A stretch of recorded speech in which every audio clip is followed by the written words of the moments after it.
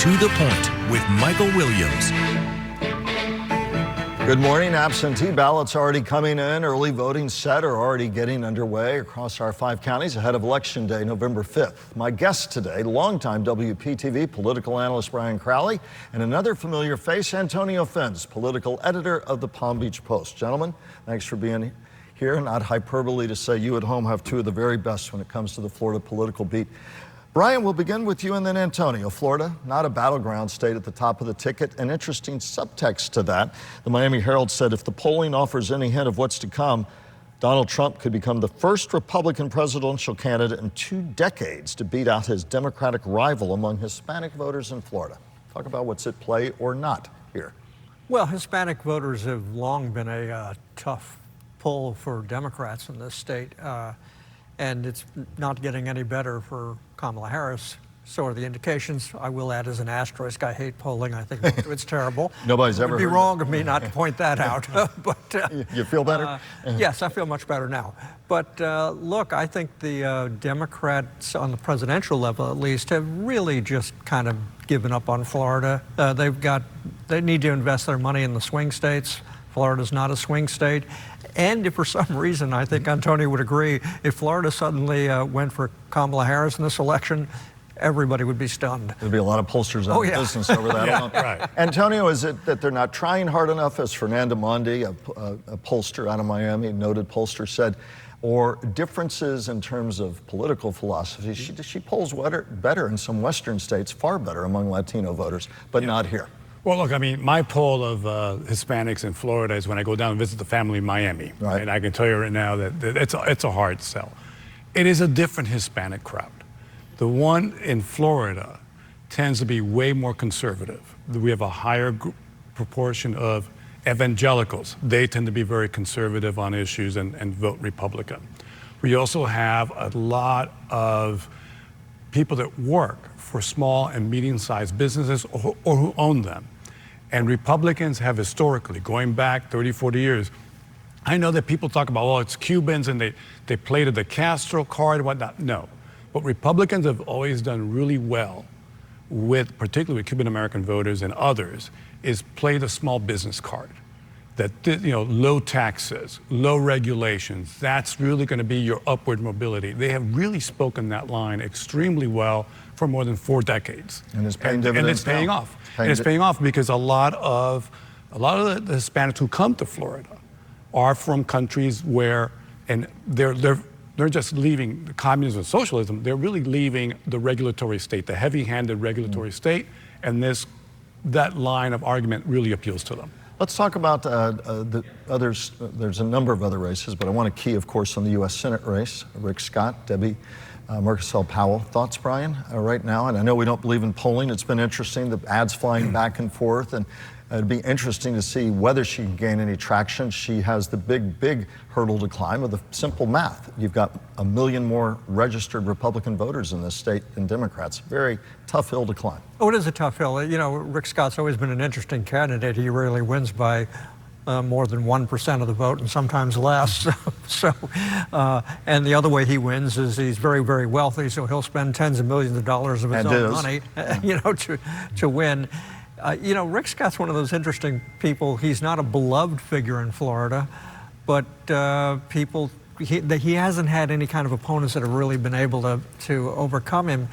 We'll see what happens in the Senate race, as you pointed out. There's 1 million more registered Republicans in this state, and Democrats have been sinking in the state for 30 years, and I don't see any improvement anytime soon. Her team clearly had been hoping, and Democrats in general, that the abortion issue and Amendment 4, and we'll segue to that in a moment, will be a boost for her. Your take on the race, and also as we begin to shift our emphasis to the amendments and how they may give oxygen or lack therein. Your thoughts? Look, the curious thing about this race is this really is the first time that Rick Scott is on the ballot in a presidential election year. He's always run in the midterm off year. So it'll be interesting to see how a larger outpouring of voters. The Democrats talk a lot about the fact that they have fielded candidates in every one of these offices, state house and congressional, that they're trying to get this surge of voters. They're trying to run this coattails. However, I mean, I have heard, and I've been saying this since the start of the year on our podcast, that basically that there is a voter out there who is not on the same page with the Republican government, state government on abortion, but now can go and vote for the amendment and then vote down ballot Republican because they've taken care of that issue. And that's kind of an interesting dynamic out there.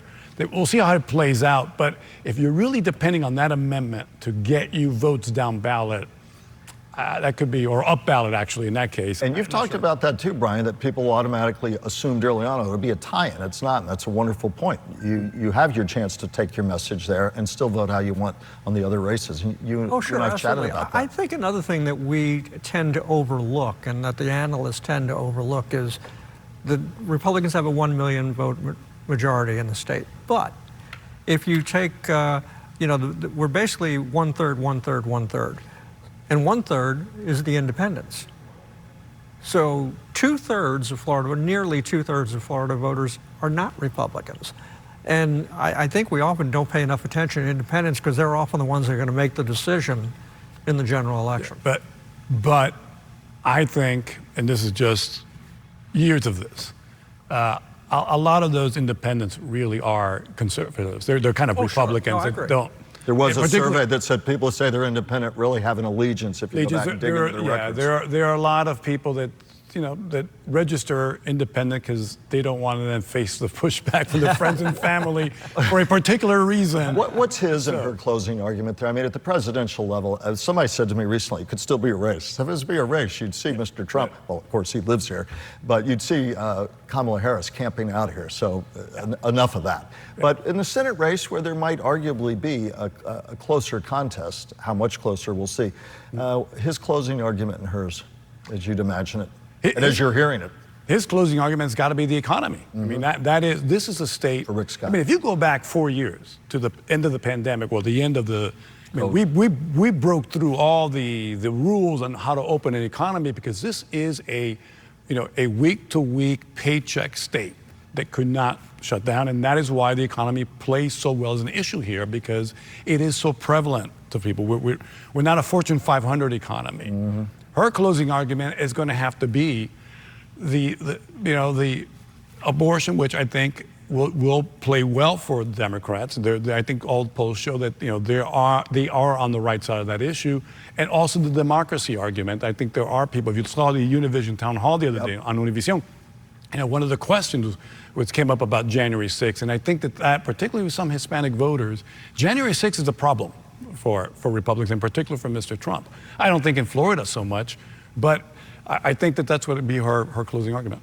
Let's talk amendments right now. We'll talk some on the other side of the break, but Amendment 4 got an article this week. DeSantis-backed report accuses abortion amendment backers of signature gathering fraud. So much focus being placed on Amendment 4. Many argue that that's the heavyweight bout in Florida, with the presidential race really being one that, at least according to the polls, Brian, largely suggests that it's not a race here. Amendment 4 in Florida.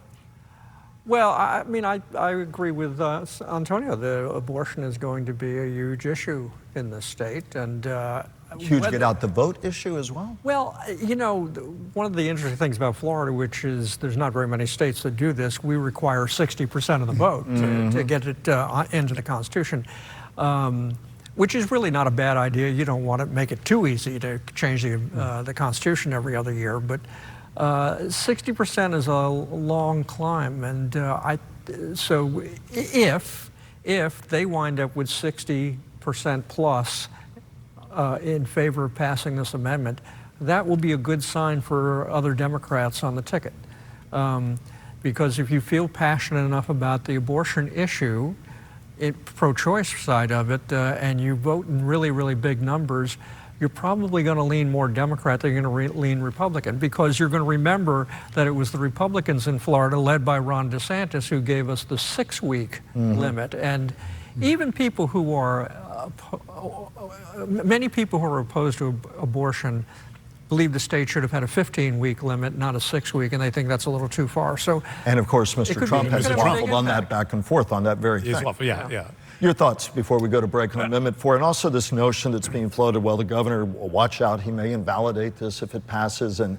all the acrimony over this, and allegations of, that he's making about signature fraud. Yeah, well, I mean, I think it's not just the governor. I think, if this passes, the enabling legislation is written by the state legislature, so that'll be another battle. But I think even before we get to that point, we can talk about that on November 6th or 7th if necessary. But I do think the key question here is money. Yeah. How much money will the pro-amendment for people be able to spend in the next 2 weeks to counter a lot of, quite frankly, some disinformation on this and a lot of hyperbole and a lot of statements being made. And the piece of disinformation that stands out most in your reporting is what?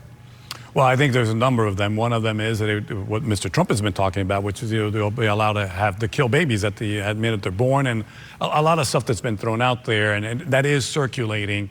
And I just don't know if there's enough money out there to really beat back enough of that disinformation, ultimately to get you to the 60%, which, as Brian said, that's it's a long haul for even the most popular of ideas. We'll have much more with Antonio and Brian on the other side of the break. Please stay with us.